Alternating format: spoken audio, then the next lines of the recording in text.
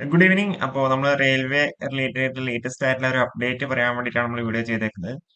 നിങ്ങൾക്ക് അറിയുന്നുണ്ടാവും, അതായത് നമ്മൾ ഈ ഒരു RRBJ 2024 നോട്ടിഫിക്കേഷൻ വരുന്നുണ്ടാവുക. അതായത് ആ ഒരു ടെൻഡേറ്റീവ് കലണ്ടർ പറഞ്ഞിട്ടുണ്ടായിരുന്നു അല്ലേ, അതായത് തേർഡ് ഫേസിലാണല്ലേ, July August September. July September കാലയളവിലാണ് നോട്ടിഫിക്കേഷൻ ഇറങ്ങുക എന്നുള്ള രീതിയിലൊക്കെ പറഞ്ഞിട്ടുണ്ടായിരുന്നു. അതേപോലെ എത്ര വേക്കൻസി കുറവായിരിക്കും എന്നുള്ള കാര്യങ്ങളൊക്കെ നിങ്ങൾക്ക് എന്താ പല ഡൗട്ടും കാര്യങ്ങളൊക്കെ ഉണ്ട്. അപ്പൊ അതിന്റെ ഒരു ഒഫീഷ്യൽ നോട്ടീസ് റെയിൽവേ പുറത്തിറക്കിയിട്ടുണ്ട്. അപ്പൊ അതിന്റെ ഡീറ്റെയിൽസ് പറയാൻ വേണ്ടിയിട്ട് നമ്മൾ വീഡിയോ ചെയ്തേക്കുന്നത്. അപ്പൊ ഇത് 10/4/2024 ഇന്നലെ ഇറങ്ങിയ നോട്ടീസാണ് ഇത്.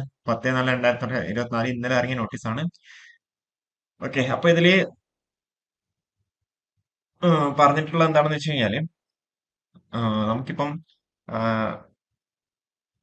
ഇതിലിപ്പം ഓരോ കാറ്റഗറീസിന് എക്സാം കണ്ടക്ട് ചെയ്യുമ്പോൾ അതിന് നോഡൽ RRBസിനെ സെലക്ട് ചെയ്യുന്നുണ്ടാവും അല്ലെ.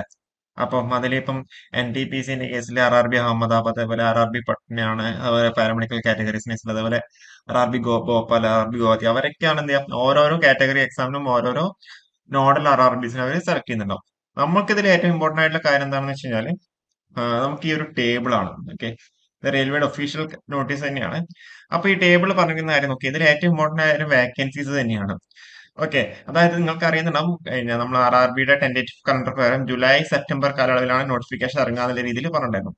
മേ ബി എന്താ ജൂലൈയിൽ വരാം, ഓഗസ്റ്റിൽ വരാം, സെപ്റ്റംബറിൽ വരാം എന്നൊക്കെ ആയിരിക്കും നിങ്ങൾ വിചാരിച്ചിട്ടുണ്ടാവും. പക്ഷെ അതിന്റെ ഒരു കൺഫർമേഷൻ എന്താണെന്ന് വെച്ച് കഴിഞ്ഞാൽ, junior engineer CMS and CMA vacancies assessment up 30/6/2025, അതായത് വേക്കൻസീസ് എന്തെയാ ജൂൺ 2025 വരെയുള്ള വേക്കൻസീസ് ആയിരിക്കും അവർ അസസ്മെന്റ് നടത്തുന്നുണ്ടാവുക.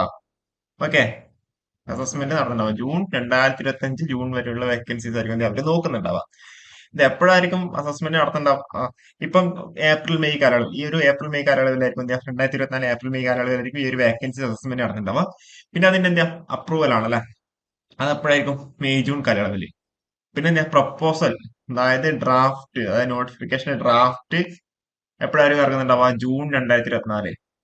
അതായത് ജൂൺ ലാസ്റ്റ് അല്ലെങ്കിൽ ജൂലൈയിൽ തന്നെ RRBJയുടെ നോട്ടിഫിക്കേഷൻ വരുന്നുള്ളതാണ് ഇതിൽ നമുക്ക് മനസ്സിലാക്കേണ്ട കാര്യം. ഓക്കെ, ജൂൺ 2024 തന്നെ ആയിരിക്കും അതിന്റെ RRBJയുടെ നോട്ടിഫിക്കേഷൻ വരുന്നുണ്ടാവും. ഇനി അധികം സമയമില്ല.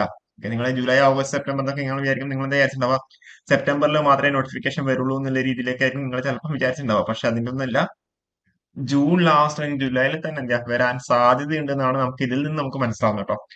ഇതിൽ നിന്ന് നമുക്ക് മനസ്സിലാവുന്നത് ജൂൺ ലാസ്റ്റ് അല്ലെങ്കിൽ ജൂലൈയിൽ തന്നെ വേണമെങ്കിൽ വരാം. ഓക്കെ, ജൂലൈയിൽ തന്നെ വരാം. ആ ഒരു സമയത്ത് NTPC ഒക്കെ ഉണ്ട്, എല്ലാം വരാനുണ്ട്. പക്ഷെ എന്നിരുന്നാലും ഇത്രയും കാറ്റഗറീസ് ഉണ്ട്. പക്ഷെ ജെയുടെ കേസിൽ കുറച്ചും കൂടി പ്രയോറിറ്റൈസ് ചെയ്ത് കഴിഞ്ഞാൽ വേണമെങ്കിൽ ജൂൺ ലാസ്റ്റ് ജൂലൈയിൽ തന്നെ ആ ഒരു നോട്ടിഫിക്കേഷൻ ഇറങ്ങാൻ സാധ്യതയുണ്ട്. ഓക്കെ, ഇതിൽ ഏറ്റവും ഇമ്പോർട്ടന്റ് കാര്യം വേക്കൻസീസ് അസസ്മെന്റ് ആണ്. അത് അപ് ടു എത്ര? 30/6/2025 വരെ വേക്കൻസീസ് അസസ്മെന്റ് അവിടെ കണ്ടക്ട് ചെയ്യുന്നുണ്ടാവും. 2025 വരെ, ജൂൺ വരെയുള്ള വേക്കൻസീസ് ആയിരിക്കും അവിടെ അസസ്മെന്റ് ഉണ്ടാവുക. ഓക്കെ, അപ്പോ ഇതിന്റെ അത്യാവശ്യം വേക്കൻസി ഉണ്ടാവുന്നതാണ് നമ്മൾ എക്സ്പെക്ട് ചെയ്യുന്നത്. ഓക്കെ, ഇനി നമുക്ക് നോട്ടിഫിക്കേഷൻ വന്നു കഴിഞ്ഞാൽ മാത്രമേ അതിന്റെ കൂടുതൽ അപ്ഡേറ്റ്സും കാര്യങ്ങളൊക്കെ നമുക്ക് കിട്ടുന്നുണ്ടാവുള്ളൂ. അപ്പോ ഈ ഒരു നോട്ടീസ് വന്നതുകൊണ്ട് ജസ്റ്റ് നിങ്ങളൊന്ന് ഇൻഫോം ചെയ്യാൻ വേണ്ടിയിട്ടാണ് നമ്മൾ ഒരു വീഡിയോ ചെയ്തേക്കുന്നത്. ഓക്കെ, അപ്പോ ഈ ഒരു വീഡിയോ നമുക്കിവിടെ വൈൻഡ് അപ്പ് ചെയ്യാം. Okay, thank you.